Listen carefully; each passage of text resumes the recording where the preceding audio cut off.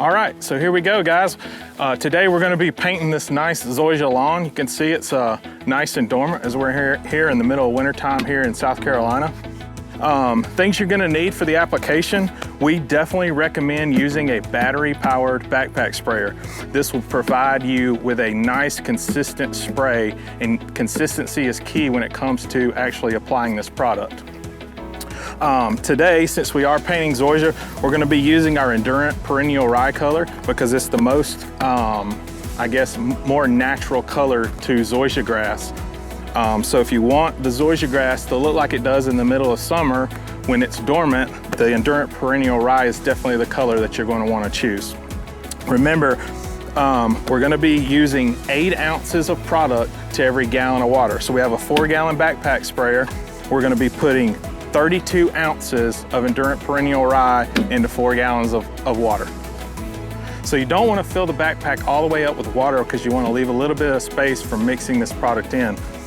Naturally, the paint is heavier than the water, so it will tend to sit at the bottom. Although this does disperse pretty well in water, we want to go ahead and give it a good shake with a little bit of space left in the backpack so that we make sure that we get that product nice and mixed up in the backpack.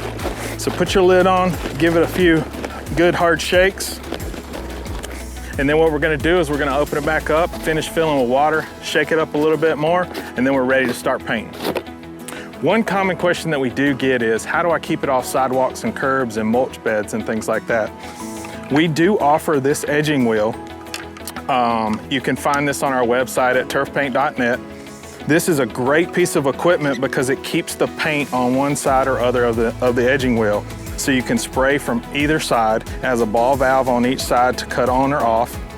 And the way this works is you literally just take it and you walk it right down the edge of the mulch bed.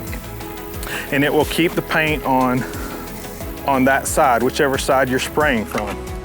So once you've got your property edged out and everything is edged along your sidewalks and curbs on the property, then it's time to switch to your spray wand. Remember, always turn off your pressure and relieve the pressure on the edging wheel. Then we're gonna disconnect. There will be a little dripping maybe, so always make sure you're in the grass and not on some sidewalk and things like that because you don't want to drip on the sidewalk. Go ahead and hook your spray wand up and it'll be time to paint the big part of the yard. An important thing to remember is before you paint the lawn, you definitely want to get it clean of debris. So especially if you're painting in late fall, early winter, things like that, you still got leaves dropping from the trees. You want to make sure you get all the trash and leaves cleaned up before you go and paint the yard. Please check out our next video where we'll talk about clean up your equipment and maintenance of your equipment.